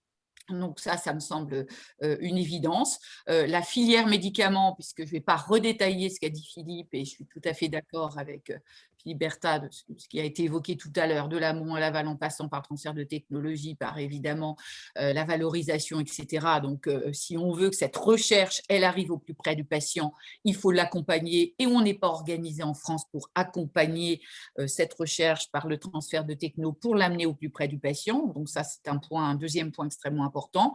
La recherche clinique, la partie réglementaire, c'est aussi quelque chose qui doit être pris au centre du dispositif. Le maillage territorial, incluant la dynamique évidemment et l'efficience hospitalière qui a beaucoup été développée. Donc, on a à tirer enseignement de tout cela. Et puis, l'accompagnement à l'autonomie en santé, puisqu'on voit bien que quand l'usager de santé est seul chez lui, il faut qu'il y ait cet accompagnement dynamique à son autonomie en santé. Et pour conclure, je dirais deux choses. Puisque l'organisation que nous avons mise en place au travers des plans maladies rares numéro 1, numéro 2, numéro 3, et n'oublions pas que 2022, c'est la dernière année du PNMR, donc, et qu'on n'est pas, il ne faut pas que nous ayons de rupture, donc je passe des messages non subliminaux, soutenus, j'espère, par tous ceux qui nous écoutent, pour qu'on n'ait pas de rupture, parce que les précédents plans, à chaque fois, on a eu 1 année, 2 années de rupture. Donc, anticipons, puisqu'on est un peu un modèle d'organisation pour le système en général, comme les uns et les autres l'ont exprimé. Donc, anticipons pour d'ores et déjà le PNMR 4. Et puis aussi, puisque maladie rare, puisque aussi dans des crises comme ça, on voit que la dimension européenne est une dimension essentielle, stratégique. Donc, la France ayant la présidence de l'Union européenne l'an prochain, évidemment, ça semble une évidence que les maladies rares, qui ont valeur de, même si le mot n'est pas très bien choisi, mais quand même de modèle en termes d'organisation des soins, en termes de dynamique, mettons cela en avant comme étant une priorité au niveau européen également, lorsque la France aura cette présidence de l'Union européenne. Merci Laurence. Et par rapport à ce que vous disiez, où tous et chacun ont pu comprendre ce que c'était qu'avoir une maladie sans traitement immédiat, nous avons aussi un timing qui est l'élection présidentielle qui va arriver. Nous pourrons observer et voir à ce moment-là, dans les débats qui vont commencer bientôt, puisqu'ils commencent déjà à se manifester, quelle va être la place de la santé et comment les groupes de travail de chaque parti va travailler ça. Et je pense que notre rôle à nous sera d'être attentifs aussi sur cette prochaine période. Je vais maintenant, donc, dans l'ordre. Attendez, j'ai perdu mon ordre. Donc, Gérard ? Si, c'est bien Hélène, parce que vous avez introduit ce que je voulais dire, c'est qu'effectivement, dans le cadre des opportunités, nous avons pris conscience, nous les associations d'usagers de la santé et les collectifs que nous représentons, du poids que nous pourrions jouer. Et d'un autre côté, les opportunités sont des opportunités aussi d'actualité. C'est qu'effectivement, on a la présidence européenne de la France qui peut nous ouvrir des opportunités, que ce soit aussi sur l'indépendance et la mise sur le marché de médicaments et bien d'autres choses. Mais aussi, on a une élection présidentielle qui arrive dans quelques temps, sur lesquelles, effectivement, nous souhaitons, enfin, pour une fois, que la santé, et la santé, pas simplement le soin, mais la santé, soit aussi au cœur de notre débat démocratique. Donc, c'est important, je pense, pour nous, effectivement, de pouvoir nous préparer et apporter ces forces de proposition. Je veux dire autre chose aussi, c'est qu'on le voit bien, si nous sommes au cœur du dispositif aujourd'hui de l'organisation des soins et qu'on ne peut rien faire sans nous, il faut que nous, associations d'usagers de la santé, nous prenions conscience de ce rôle-là et que nous soyons nous aussi en réflexion pour nous moderniser, pour être véritablement des forces de proposition. Ne pas simplement rester dans l'indignation ou de dénoncer ce qui ne marche pas, mais être en capacité de pouvoir aussi faire des propositions et être des vrais acteurs, de passer de la représentation à la participation et à la co-construction à notre niveau, bien entendu. Et ça, je pense que l'outil numérique est pour nous un outil extrêmement important. Nous devons savoir nous en saisir, effectivement. Il y a une stratégie numérique en santé aujourd'hui qui réorganise l'ensemble de notre système de santé. Peut-être que si nous avions été mieux organisés, on n'aurait pas eu toute cette cacophonie dans la recherche, etc. Aujourd'hui, sur le Covid, on aurait peut-être été beaucoup plus centralisé sur les données de santé. Je crois donc qu'il faut que les associations se saisissent de cette opportunité-là, de cet outil numérique pour pouvoir peser de tout leur poids. Les études sociologiques, les attentes et les besoins des patients, les évaluations des organisations, y compris des médicaments, c'est à nous à les faire. Et si nous voulons effectivement jouer un rôle fort dans l'évolution de notre système de santé, nous devons être en capacité de pouvoir apporter ces études sociologiques auprès de nos décideurs et effectivement de les défendre. C'est certainement là une belle opportunité pour les structures associatives que nous représentons de pouvoir nous engouffrer dans ce système-là et de pouvoir être de véritables acteurs du système de santé en apportant pas simplement des témoignages, pas simplement de l'expérience patient, mais en apportant des études sociologiques qualitatives et quantitatives robustes pour pouvoir peser de tout notre poids sur l'organisation de notre système de santé, sur son efficience, sur sa qualité, mais aussi sur son humanisme. Tout à fait, Gérard. Et je pourrais compléter avant de donner la parole à Anne-Sophie, et n'y voit en rien une provocation de ma part, Anne-Sophie, mais il y a aussi le faire et le faire savoir. Quand je vois par exemple la capacité de maladies rares infoservice, mais que sur le terrain, par exemple, on n'utilise pas toujours ce numéro, qui n'est pas toujours assez connu. Donc, on a aussi des outils en place et on doit les faire connaître. Et également, que ce soit l'ensemble de nos gouvernances et nos agences, de se présenter, de savoir qui on est, ce qu'on fait déjà, puisque parfois, on se retrouve dans des mondes qui ne se connaissent pas quelque part. Et sur quoi nous, en quoi on est efficace, quel est notre domaine d'expertise, qu'est-ce qu'on peut apporter, quels sont nos outils. Et je pense aussi qu'en communication, on doit, enfin, ce que je vois en général et sur le terrain, voilà, porter nos voix et porter aussi nos actions, ce que nous faisons nous déjà. On évite comme ça aussi des répétitions, on évite aussi beaucoup de choses. Voilà, on peut reprocher des fois à notre organisation d'être en silo, ne soyons pas nous-mêmes en silo et coordonnons tout ça. Et je pense que c'est important. Donc Anne-Sophie. Très bien. Alors moi, je voudrais m'appuyer. Laurence a très bien marqué et montré qu'on était, je dirais, aux 2/3 ou 3/4 du PNMR3. Je pense qu'on peut faire déjà une petite relecture des sujets que l'on a portés et de voir comment ils sont une opportunité et comment ces politiques publiques sont un atout. Et ce qui est important, c'est qu'il va falloir les évaluer. On a une granularité grâce à nos centres de référence et puis nos associations et la dynamique que l'Alliance Maladies Rares met en région. Il faut prendre en compte maintenant une granularité plus fine déjà sur les territoires. Je trouve qu'on a poussé plus dans ce sens-là. La dernière labellisation a fait que maintenant, il y a plus de centres de référence sur les territoires qu'à Paris. Donc, on voit bien que ces années de formation, etc., ont fait qu'on a un maillage qui se développe. Et c'est important d'accompagner, comme tu le dis, Hélène, ce travail avec une visibilité aussi sur les territoires de ce qui existe au niveau national. Et on voit que là, on a une articulation à mettre en place, mais qui déjà, il y a un gros travail de l'Alliance pour faire cela, entre les plateformes d'expertise maladies rares et maladies rares infoservices. C'est-à-dire que tout ce qui est visibilité, orientation, etc., on a besoin que ça s'articule et se travaille ensemble. Et je pense que ça, c'est clairement pour le bien de tous. Donc ça, c'est mon premier point, c'est le côté maillage territorial que je trouve essentiel, notamment, on l'a vu, en situation de crise, c'est quand même le tissu qui va soutenir les gens là où ils habitent, là où ils sont. Le deuxième point, c'est effectivement qu'on aura à évaluer, c'est ce qu'on a porté dans le PNMR3 avec un développement du numérique en santé, et ce qui est porté par une politique de Ma Santé 2022 et par le ministère. Ça, je pense qu'il faut y voir de l'opportunité et de voir comment faire pour des sujets qui vont au-delà des maladies rares, les utiliser pour nous aussi comme tremplin pour notre action. Donc ça, c'est important de prendre en compte ce numérique numérique en santé dans les opportunités. Et puis, on a un point qu'on a évoqué au départ quand on a parlé de urgence et éthique.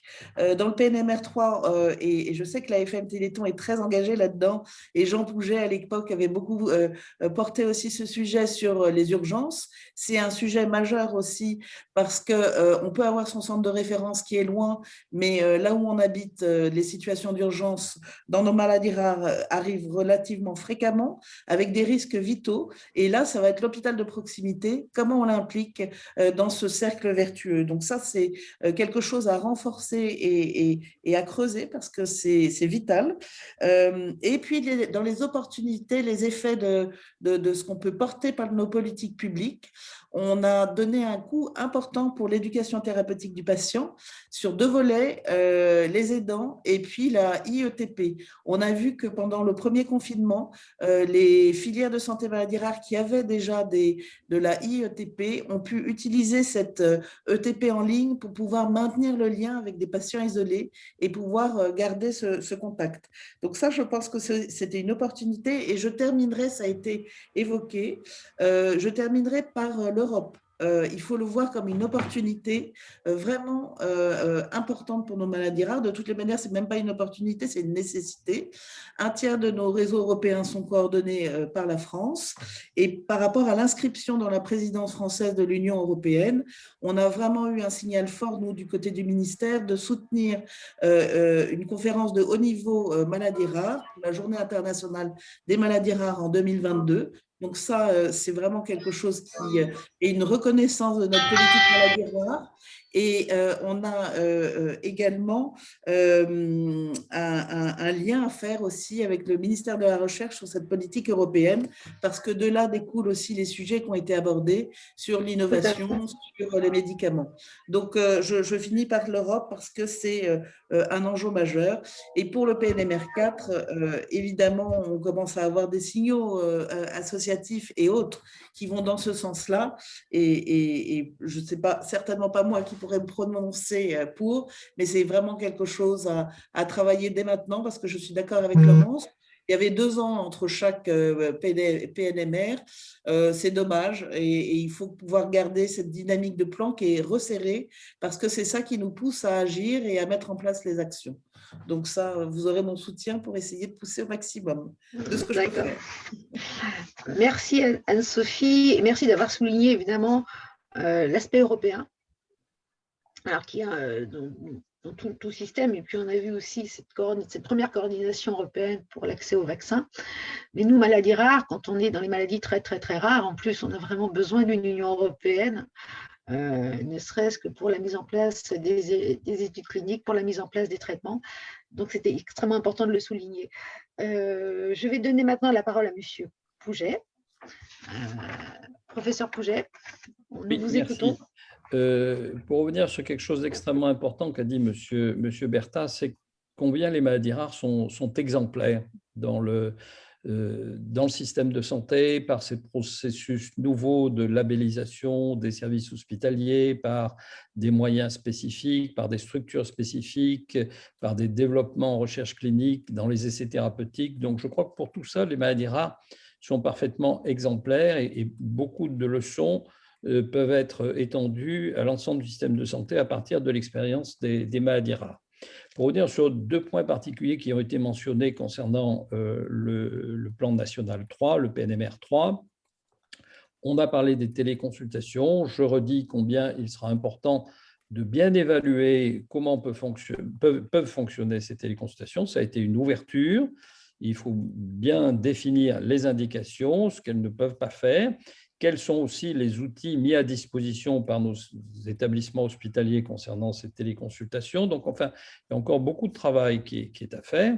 Anne-Sophie a mentionné le problème des urgences, qui fait partie des objectifs de ce PNMR 3, qui mérite peut-être qu'on y travaille de manière particulière dans cette dernière année ou ces 2 dernières années du PNMR 3. Donc, je crois qu'il y a encore beaucoup de choses à faire dans ce domaine. Et pour survoler un petit peu l'évolution de ces PNMR au cours des 20 dernières années, si on veut rattacher chaque PNMR a eu des objectifs multiples, mais certains ont été des objectifs et des aboutissements principaux. Pour le premier plan maladie rare, je pense que ça a été la labellisation des centres de référence. Pour le deuxième plan, ça a été la création des filières de soins maladies rares et ces coordinations nationales qui ont été extrêmement importantes. Pour le troisième plan, je dirais que ça a été la BNDMR, la base nationale de données maladies rares, pour son développement, et puis pour tout ce que va apporter cette BNDMR, à la fois dans le domaine de l'épidémiologie, dans le domaine qui est actuellement en cours concernant le repérage des patients sans diagnostic pour savoir comment on peut booster véritablement l'accès au diagnostic comme outil dans la recherche clinique. Donc pour tout ça, je pense que la BNDMR est importante. Et je rejoindrai parfaitement Laurence pour dire que ces acquis ne pourront perdurer qu'au travers d'un quatrième plan national de maladies rares qui est capital. Alors, 2022 sera une année présidentielle. Ça peut être effectivement un avantage. On pourrait demander à chaque candidat de se prononcer concernant ce PNMR 4. Ça peut être aussi un écueil dans la mesure où ça sera une année charnière et que peut-être on pourra la vivre comme un manque de décision entre l'ancien et le nouveau, même si le nouveau et l'ancien se rejoignent. Et donc, ces PNMR ont été des succès lorsqu'ils ont été préparés en amont. Et je pense qu'il ne faudrait pas attendre l'élection présidentielle pour commencer la préparation de ce PNMR 4 si on veut éviter ce vide de quelques années qu'on a vécu, par exemple, entre le PNMR 2 et le PNMR 3. Et on pourrait demander, même si c'est l'ancien président, à ce qu'il se positionne pour un PNMR 4 sans attendre l'élection présidentielle et commencer à travailler ce PNMR 4. Ça me semblerait un calendrier souhaitable. Voilà. Merci. Merci, Monsieur Pouget. Monsieur Bertha? Oui, je reviens vers vous. Écoutez, beaucoup de choses ont été dites. Je rejoins complètement les propos déjà de Laurence. Effectivement, on a un moment sociétal qui doit, entre guillemets, nous être favorable. Jamais très bien à dire des choses comme ceci. Ne profitons pas du Covid, c'est pas ce que je veux dire, mais enfin, en tout cas, quand on regarde les sondages d'opinion, on voit bien que la santé est redevenue une vraie priorité, effectivement, dans la tête des Français. Et ce qui sort dans les sondages, ma petite incartade politique m'a fait comprendre rapidement que c'est ça qui va être retenu par le politique. Donc, profitons-en. Et effectivement, on est à un moment clé pour les maladies rares, un moment clé, je ne vais pas le redire, le professeur Pouget l'a repris, c'est parce que nous sommes face à des problématiques qui sont exemplaires, paradigmes de ce que doit être la santé de demain. À un moment clé, oui, la transition PNMR 3, PNMR 4, je ne sais pas si vous suivez l'affaire de la bioéthique. La loi de bioéthique, on en est à 9 ans. Je vous rappelle qu'il y a quelques années, on révisait ces lois toutes les 5 ans, puis après, c'est tous les 7 ans. Mais en fait, la réalité, avec les décrets d'application, etc., c'est qu'on sera à 10 ans. Faisons très attention, soyons très vigilants pour les NMR 4, ne pas nous laisser à rattraper par ce syndrome qui entraînerait effectivement à repousser. Moi, je suis tout à fait de votre avis. C'est maintenant qu'il faut agir, dès maintenant. En plus, on a à agir, oui, parce qu'on a un modèle économique à réfléchir, oui, parce qu'il y a l'Europe, il y a cette opportunité européenne. On a eu des contacts avec Rordis, avec Yann Mekam, on y travaille tous collectivement, je le sais. On met un peu la pression au plus haut de l'État pour que les maladies rares soient bien un des 2-3 dossiers phares de ces 6 mois de présidence 2022. Je ne peux pas quand même ne pas revenir sur mon credo parce que je suis face à vous, je suis face à l'Alliance, je suis face donc à tous les acteurs des maladies rares. Il y a désespérément, et c'est vraiment ce que j'ai encore vécu hier, je vous en dirai un mot, un travail d'éducation du politique massif à faire. Mais vous n'imaginez pas. Hier, vous voyez, à quelques voix, j'ai juste réussi à sauver en commission, j'espère que ça sera la même chose en hémicycle, alors qu'on est en 3e lecture, là, notre possibilité d'utiliser dans notre pays les cellules souches. À 3 voix près, c'était fini. C'est ça que je voudrais que vous compreniez, c'est-à-dire qu'on retournait au Moyen-Âge et qu'on laissait tomber un pan complet de, bien sûr, nos malades d'abord, et puis un complet de notre recherche et de notre économie. Donc, vous voyez, le travail, il est vraiment à faire. Il y a un travail colossal à faire. Ça m'a pris 5 heures quand même hier, c'est pour ça que je suis un peu vaseux ce matin, un peu explosé, un peu fatigué, mais à chaque fois, j'ai l'impression que ça se joue tellement à rien alors que c'était une telle évidence que ça me fait peur. Je ne vous cache pas, ça me fait peur. Et donc, cette éducation du politique, ce n'est pas un autre politique qui peut la faire. Moi, je fais ce que je peux avec mes petits moyens et avec ceux qui m'entourent, mais vraiment, il ne faut pas les lâcher. Et à chaque nouvelle élection, repérer son nouvel élu, aller le voir, lui expliquer en one-to-one, dans sa permanence, sur le terrain. Il ne faut pas les lâcher parce que sinon, je crains le pire dans ce climat sociétal très complexe où on voit tout se durcir. Je crains pour notre avenir collectif. Voilà, je suis désolé mais je vous en alerte quand même. voilà, mais vous avez raison, Monsieur Bertha. Je vais devoir conclure, mais l'éducation de nos hommes politiques est importante. Ils ont souvent été assez éloignés du monde de la santé, et ce n'est pas forcément leur domaine de compétence. Sachant que ce que vous avez dit tous, et je trouve ça tout à fait juste, c'est que la prise de conscience que finalement, et c'est peut-être le message que nous devons faire passer, c'est que, entre guillemets, les maladies rares sont pour eux une opportunité pour la création d'un modèle qui, de toute façon, s'étendra à tous.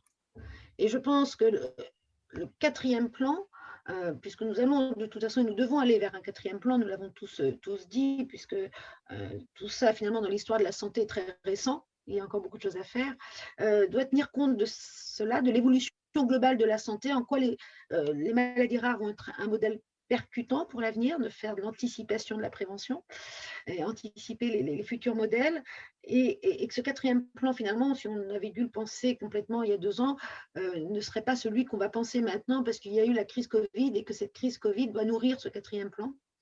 Et je pense que ça va être important de ce qui nous est arrivé. Voilà, ce qui ne tue pas rend plus fort, on doit en sortir des opportunités. Donc, je vous remercie à tous, vous avez été absolument passionnants. Vous allez nourrir aussi tous les ateliers qui vont suivre. Et je vais reboucler avec Monsieur Saoud, que je remercie d'être resté avec nous pendant toute cette période. Et je vais rappeler finalement la charte de Denver de 1983 qui avait été écrite par les associations dans le VIH, qui disait « Rien pour nous sans nous ». Et je pense que c'est une bonne conclusion et c'est là-dessus que nous devons tous nous atteler dans l'avenir, ce que nous faisons d'ailleurs depuis des années. Voilà. Donc, je vais redonner la parole à ma collègue à 10h50 pétante. J'espère que Marie-Pierre, tu sauras apprécier. Où est Marie-Pierre? Alors, je suis là, mais je pense que Marc ne veut pas que l'on me voie. Marc, si tu veux bien réactiver ma caméra. Ah, voilà, j'avais un timing envoyé par Paul où je devais te donner la parole à 17h50. Donc, ce n'est pas que grâce à moi, c'est grâce à tous les intervenants qui ont bien joué le jeu.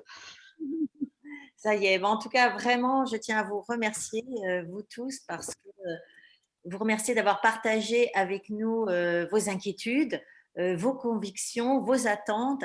Et c'était vraiment formidable de vous avoir tous ici, tous ensemble. Vraiment un grand merci. Merci à Hélène aussi d'avoir fait le lien et d'avoir animé une table ronde, je pense, qui restera vraiment très, très importante dans l'avenir des maladies rares et dans la construction de ce 4e plan. Ça va nous donner des pistes très certainement.